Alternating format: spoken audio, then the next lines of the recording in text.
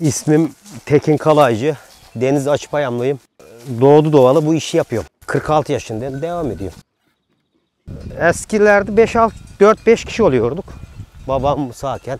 Kardeşim vardı bundan 15 yıl önce. Şimdi 2 kişi yapıyoruz. Eşimle beraber. Çocuklar zaten okuyor. 2 çocuk var. Onun için ikimiz yapıyoruz bu hayvanları.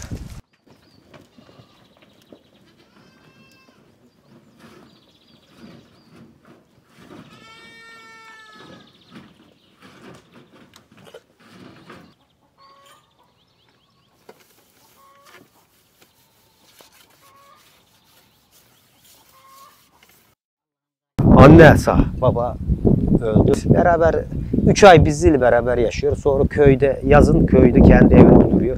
Yemeğimizi yapıyor, ocağımızı yakıyor. İşte o kadar.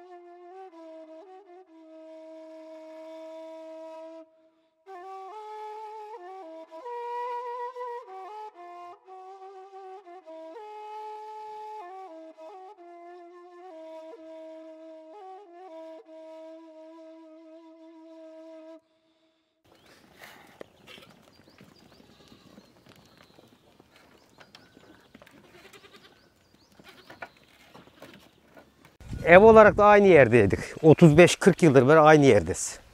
Yörüyüz tabii. Herkesin, bu işi yapanların çoğu yörüktür. Baba zamanlarında yani 70'lerden beri Deniz Açpayam'dan gelip kışla için buraya kışın Kasım ayını diye inip Nisan son gibi ve Mayıs'ın ilk günlerinde yaylaya Acıpayam Bozdağ'a çıkıyoruz. İşte her yıl aynı şekilde, göçer şekilde memleketimiz varıyoruz yaylaya.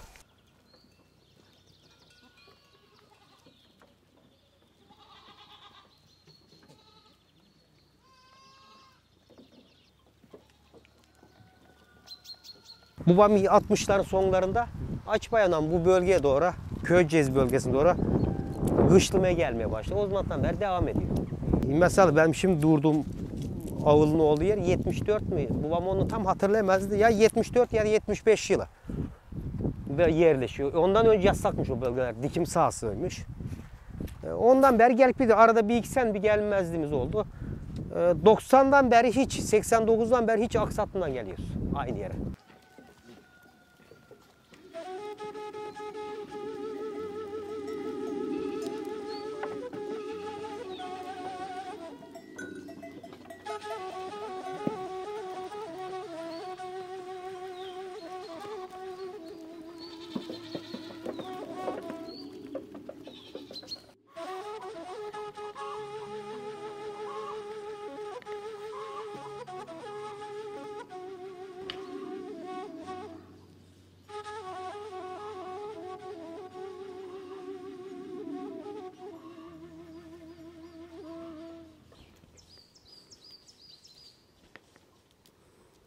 Kurbanlıklara arpa veriyorum.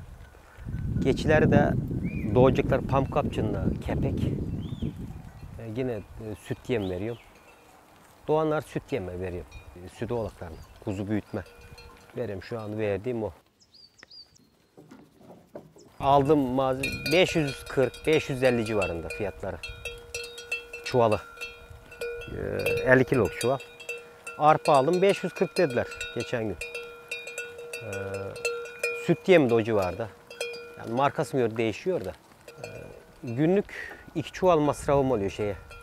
Süt yemi verdiğimde. Şimdi kurbanlıklar düştüğü için bir çuval. Oğlaklarla beraber bir çuval veriyor. Daha da 2 ay daha vereceğiz kurbana.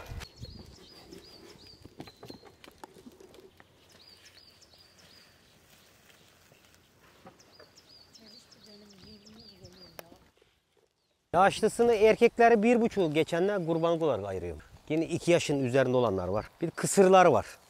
İnsanların bütçesini gör. Kısıra uygun olduğu için adam öbür gün 15 alacağına kısır 8-10 bin lira alıyor. İnsanlar 3-5 kuruş kârlı çıkıyor. Hem eti fazla oluyor kısırın. Yani burada her bütçeye göre kurbanlık var. Kurban 3 ay kala kurbanlıkları yemliyorum, ayırıyorum. Sonra kurban 3-5 gün kala siparişi veriyorlar bana kurbandan önce. Getiriyorum yayladan Köyceğiz'e kiloyla. Mesela bu sene 200-250 olur canlı kilosu veya neyse. Çekiyorum, dartıyorum, çarpıyorum, parası alıp geçiyorum. Kurbanı teslim ediyorum.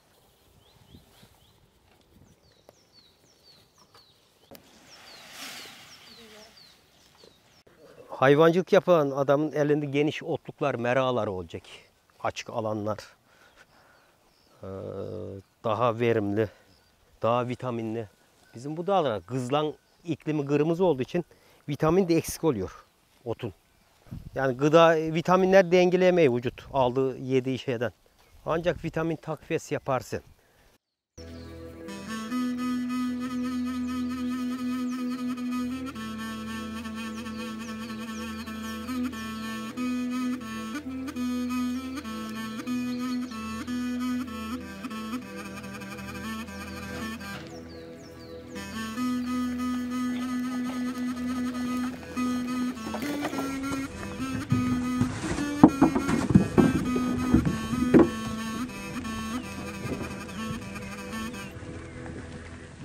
Şu an bu yıl kadar gelse bir sıkıntı olmadı. Satıyorum yani, müşterim var kiloyla. Yıllık geçen sene 100'ü yakın hayvan sattım ben, kurbanlık sattım. Bu sene o kadar satılmayabilir. Biraz ekonomik sıkıntılar var. İnsanlarda yani doğal olarak da insanları etmeyeceğiz. Şimdi 15-20 bin lira her adam kurban kalması zor. Zaten geçinemeyiz adam. Ekstradan iş yaparsa öyle yaşayacak.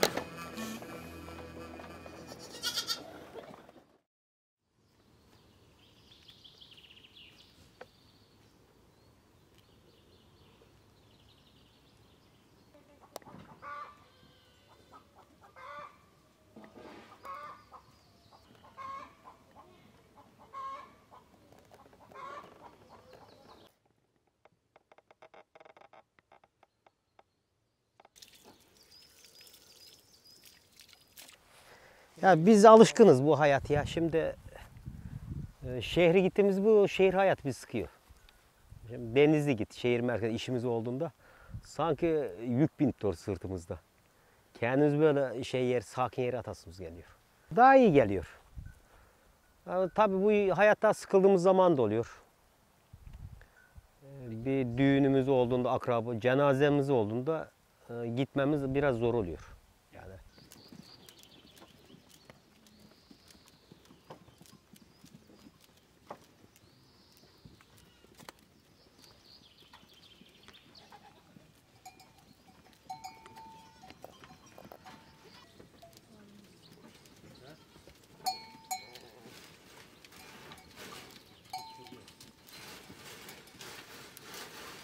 Sütünü kendi yiyeceğimiz peynir, yoğurdumuz yapıyoruz, tereyağımız yapıyoruz. Fazlasını da sipariş aldığımız satıyoruz. Yani yıllık 200-250 kilo kadar çökelek yapıyoruz. 150 kilo civarında yağ oluyor. Bunu da içinden kendimiz yediğimiz de oluyor. Bir kısmı kendimiz ihtiyacımız olarak karşılıyoruz.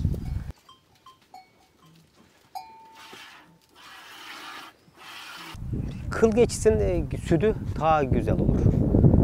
Mesela geçi sütü dedikleri anne sütüne en yakın süttür. Çocuklar için daha iyi. Vitamini yüksektir, proteini yüksektir. Geç sütten günlük 100-150 gram süt içen bir insan ekmeğe bir öğün yesin idare eder. Bak sabah kalktığında bir bardak süt içeceksin. O gün bir öğün yemek de yese onu seni tok tutar süt. Hem de dirençli tutar. Geçini Allah öyle yaratmış yani. Geçi bir de organik dağda gezdiği için. Bir Halep geçisi gibi değildir yani. Mesela bir Sanem geçisi gibi değildir. Açıkta bunun verim işedir yani vitamini yüksektir.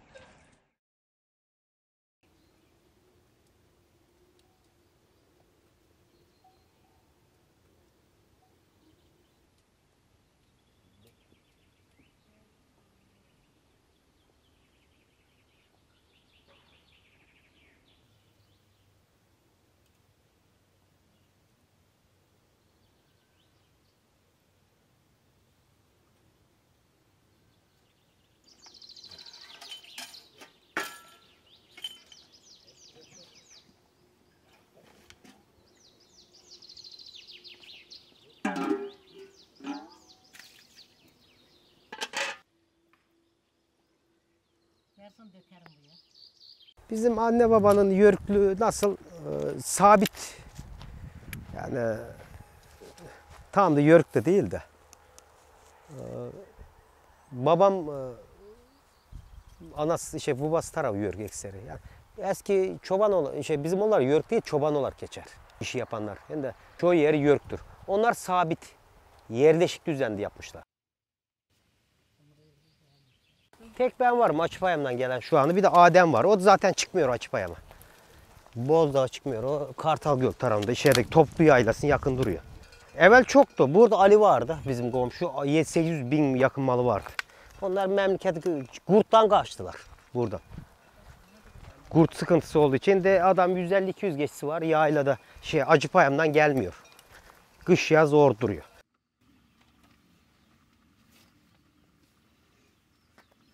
Köpekler gidecek o. Köpekler yiyecek. Belki seni var da kaldırması zor geliyor benim de. Bunun için.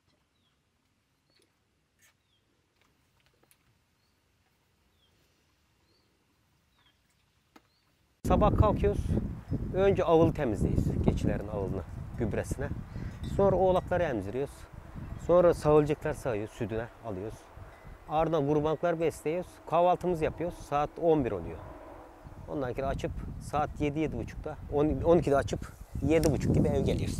Akşam da oğlakları emzirip ev giriyoruz. Yaptığımız iş bu. Ama mesai saatimiz 12 saati buluyor. Belki de fazla da.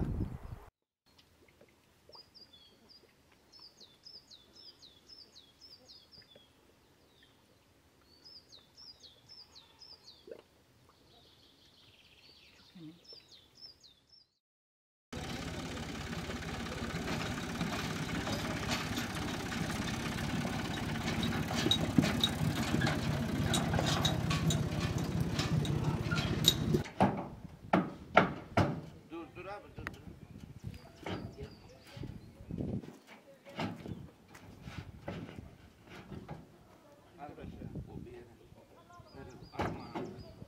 Kırık zaten. Bakayım çek dokunacak mı? Dokunmaz, dokunmaz. Dokunmaz.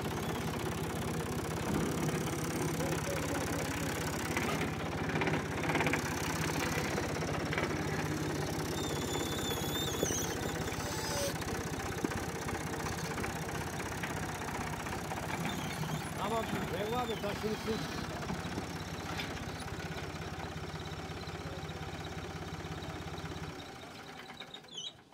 İyi mi? Gargar ya. Ente 5 lira maruk geldi. Peşruf geleyim iyi ozma ya. Peygamber pazarını doldurmadım. Sen 4'le doldur. Hı? Refik, sen 4'ten doldur. Tamamdır. İşine bak karıştır orada.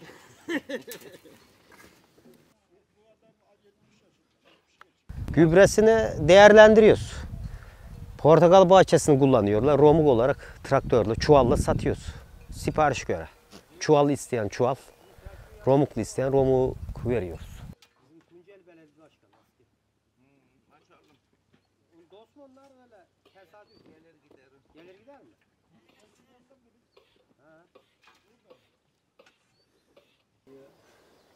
Ulan unutmamış baksana. Evveli Kovukçu'dan geldi biz de Ben 6 söylememiş. yaşındayken bir adam oynadı. Hiç aklımdan oldu. gitmiyor. Sus. Kayıttasın Kovuklu da bak. çürüdü be. Kötü bir şey söyleme yenge.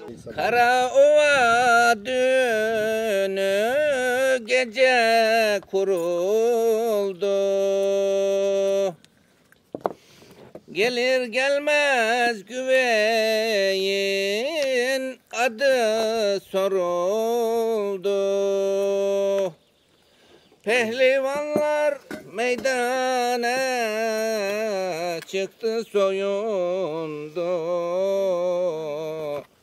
O zaman Hacı Gümüş oğlu vuruldu.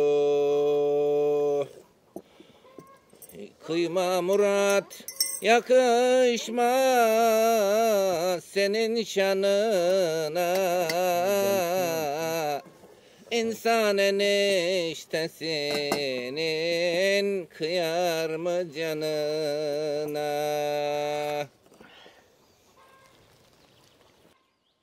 Bizim orada Bahar Emel dayı var. Ben Karaova düğünü diye geçer. Şarkının içinde de var zaten. İnsan eniştesine kıyar mı Murat diyor. İşte sonuçta aşk meşk işi kız İçeceksen davası. verelim sabah. Zenginmiş Murat. Eniştesi de zengin. Ne diyor çoğusa çalışır mı ya? İkisi de aynı bir kıza aşık olmuşlar. Eniştesini çekememiş Murat.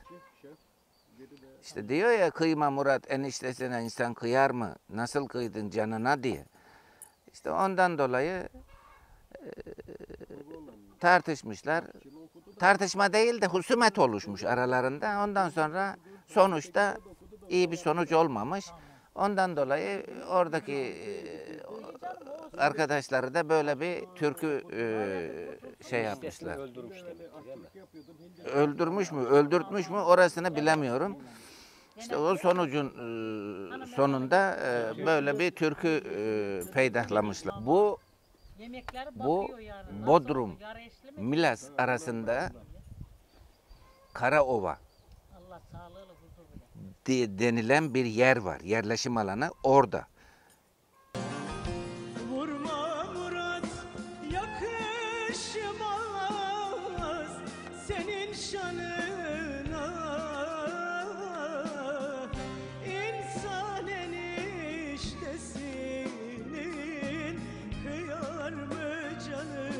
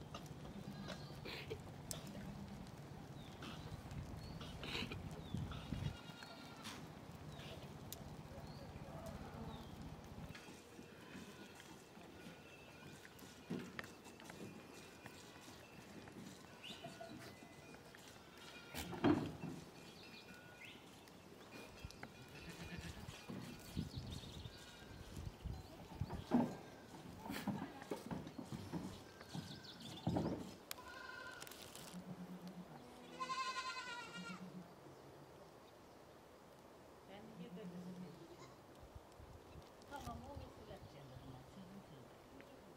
Fasulye. Buranın fasulyesini yiyeceğim yani. Bağ bahçe kendim yapar oldum ben. Ben 10 yıldır beri o bahçeye, evvel öyle fazla bir bahçemiz yok. Yani 10 yıldır beri kendim bir şey. Soğandır, sarımsaktır, pakla, böyle bir şeyler, yeşillik. Bir tane de limon ağacı var içinde, 2 zeytinle. O da limonlu taze taze yemek için.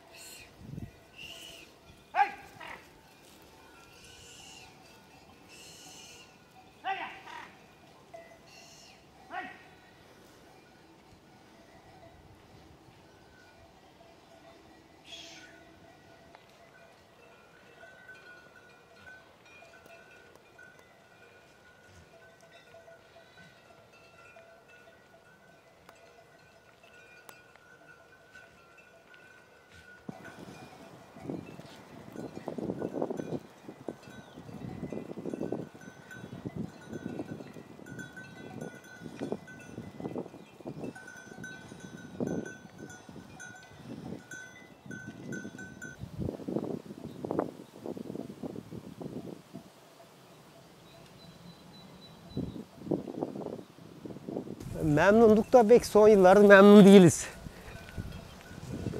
Sıkıntımız şeyden yani kurt sıkıntısı olduğu için öbür gibi. Şimdiye kadar gelirimiz yani kazancı iyiydi. Ama sosyal yaşantı yok bu işte. Bayramın, düğünün yok. Bir tadilin yok. Öyle bir sıkıntımız var. Öbür gibi memnunuz yaptığımız işten. Hayvancılığın en büyük sıkıntısı da kurt. Yıllık kurdun aldığı hayvan sayısı en azından 30-35 civarında. En az. 30'dan aşağı almıyor. Yıllık yani aldı. Bu 50-60 da oluyor yıllık verdiğimiz kurda. Evin yakınında, evden uzaklaştı mı hayvanlar hemen alıyor. Bu Türkiye genel bir sıkıntı yani kurt işi. Yani başka türlü devlet destekimi vermesin, kurdu önlemsin. Milli parkların bıraktığı kurtların da büyük sıkıntısı oluyor. Yani bırakıldığını söylüyorlar. Biz görmedik de. Ama dedikleri doğru herhalde. Türkiye nereye gidersen git bu sıkıntılar yaşanıyor. Yani meslektaşlarımızla irtibatlı olduğumuz kişiler aynı sıkıntıyı söylüyor. Artık yani dağda değil evde damlar girmeye başladı kurt. Şimdi hayvancılığın en büyük düşmanı, küçük sürü hayvancılığın düşmanı kurt. Yoksa öbür gibi hiçbir sıkıntısı olmaz. Yani kurbanlık ben 100 geç edincesem kurt olsun 500 yaparım. İnsanlar 10.000 alacağını 2.000 alsın, 3.000 alsın, herkes kurban kessin. Bizim düşüncemiz öyle. Yani kurdu öldürmek de yasak. Köpekler saysmıyor. Orman olduğu için bölge. Geçi koyun gibi değil. Dağınak yaşıyor. Yani çok dağıldığı için 1 kilometre önü arkası uzunluğu 1 kilometre uzu şey oluyor. Alanı dağılıyor. Onun için ekser böyle açık alanlarda da gütmeye çalışıyoruz. Kurt sıkıntısı için.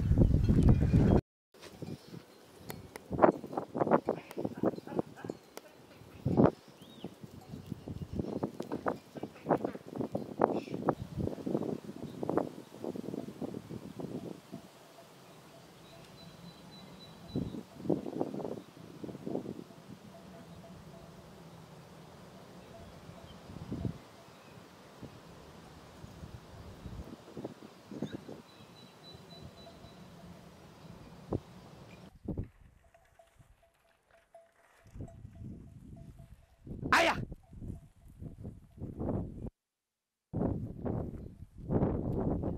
Şşş! Son yıllarda çobancılığı bakış ben gör değişti. Şimdi kurbanlık fiyatları arttıkça herkes bu işi yapmak için şey diyor, istek var ama zor geliyor. Yani yapabilse insanlar erkek tarafa %90 yapar bu işe.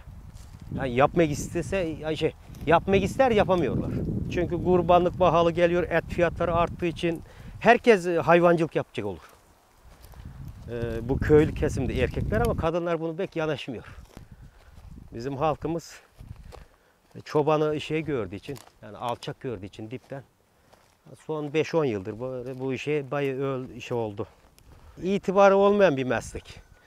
Düşünseler çoğunun dedesi, babası bu meslekten gelmedir.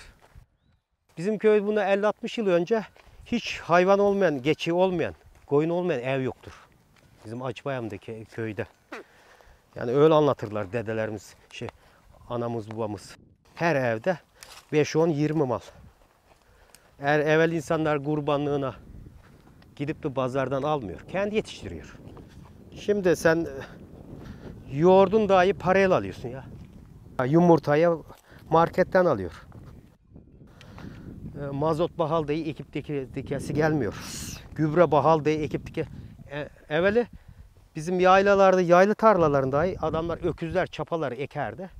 Nohuttur, mısırdır kaldırırlardı. Fasulye, kuru fasulye. Onlar emeğini düşünse onu yapmazlar. Şimdi insanlar emeğini karşılamadığı için, masrafını karşılamadığı için yapamıyorlar. Burada çiftçimize devletin desteği ihtiyaç. Mazottur, gübre. Ne verin şimdi? Yeni hayvancılık yapacak adam. Benim 300 tane anaç var. Devlet beni hiçbir şey para olarak vermesin, 300 çuval yem versin. Anaç başına bir çuval. Bu benim için daha iyi mantıklı. 300 çuval yem verdin, ben malı daha iyi kaliteli yetiştiririm. Daha bakım malım olur. Daha sütü daha iyi bulur, oğlak daha iyi kilo yapar. Hem milli gelir desteğim olur, daha çok desteğim olur. Yıllık ben 5 ton et üretiyorsam toplamda bu 7,5-8 ton çıkar. 10 ton çıkar.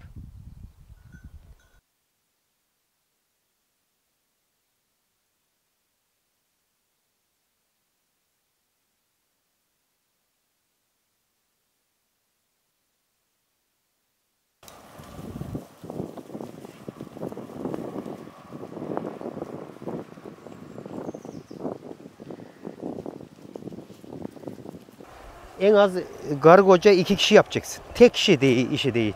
Bu işi yapan da en azından 100-150 anaç hayvan olması lazım. Yani bu geçi olduğunda. Öbür gibi emek korumaz. Sen Bağkur'una mı, sigortana mı ödeyeceksin, karnına mı doyuracaksın, geçin hayvan yiyeceğine mi karşılayacak? Yani bende 300 anaç var da masraflarımızı öyle karşılıyor. Yani o da babamın sayesi, yani babamı bırak. Öyle parayla alma değil. Babamın sayısı var. Yoksa 300 geçi parayla alan desen onun borcuna mı ödeyeceksin? Kendinden besin. O yıllarda 2010 yıllarında para bırakıyordu hayvancılık. Çok iyiydi. Bir tane geçi satsan 2-3 altı yiyeceğini karşılıyordu. Alıyordu masrafını. Bir geçi satıp 3 ay ben Bağkur ödediğimi biliyorum. Bir geçi parası. Yani bu da erkek değil bakın. Gancık dişi kısır. 600 satıyordum. 200 derdi Bağkur. Şu anda bir kısır sattın bir ayını zor ödeyiyorsun. Bağkur 6400 lira. Benim hanım ödeyeyim ben. Kendi primimiz de oldu. Bekleyiz. Yaşımız da tabii ölmezsek. Emekli olacağız. Hayvancılığın bir işesi var. Sporun iyi yapıyorsun. Kilo almıyorsun.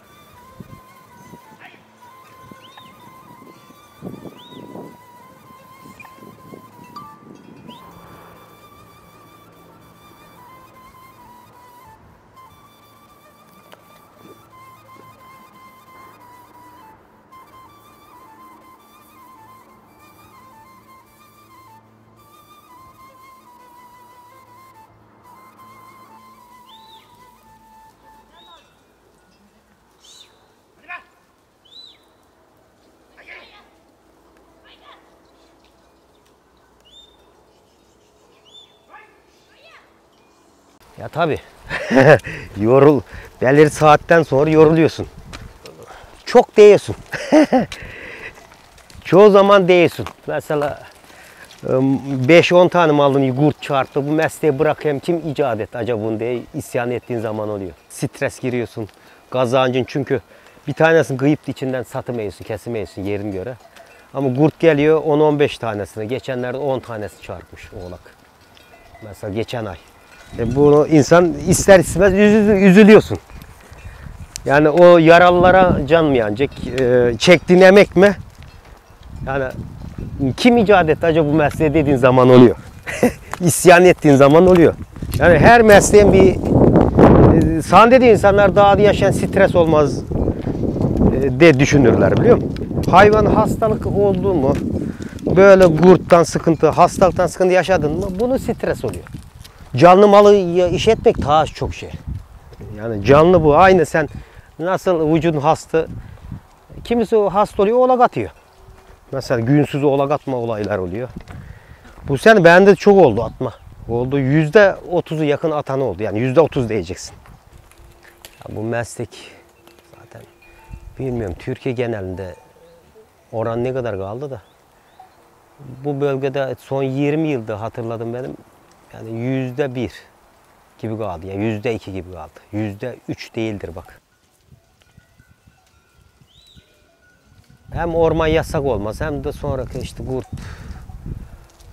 Adam yıllık 100 geçisi 100 oğlak alırsa bunu 50 tanesi kurt yerse dağın mahluğuna mı çalışıverecek? Çok bırakanlar oldu. Bilmem bizde 3-5 sent ha ya gider ya gitmez bizim iş bu şekilde.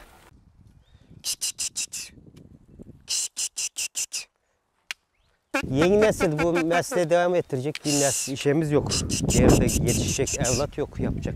Son nesil biz. Zaten gençler zor, bu şeyler zor geliyor zaten. Hayvancılığı yapmak zor biraz. Onlar için biraz daha kolay iş olacak. Gençlerimiz genelde öyle.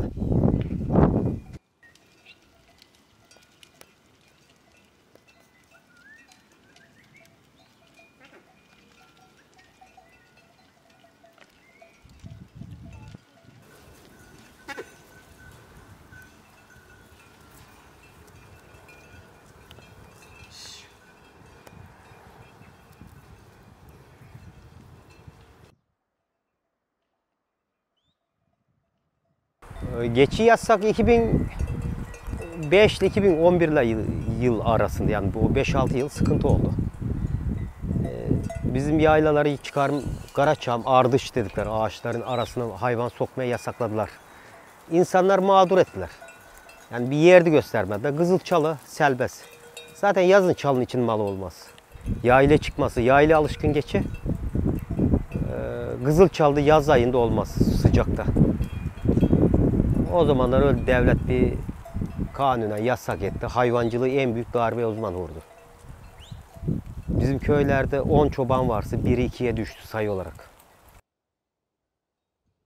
Öyle bir sıkıntı yaşadık ki o yıllarda. Artık işte orman için ta Çılbak var, tepe orada yaşadık. Mağarada yazın.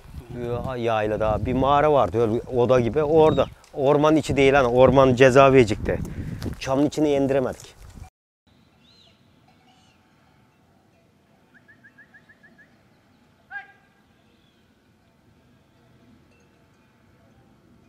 Bu hayvancılık nasıl biliyor musun? Nikotin bağımlısı gibi bir şeydir. Vazgeçemezsin ha. Şimdi 60 yaşında adamlar var bizim arkadaşlar. Satçık oluyorlar geçi, satıyorlar tekrar gün başlıyorlar. Kökünü kazımasın ya. Şimdi 300'sü 150 alırsın. Azaldırsın biraz daha kolay olsun diye.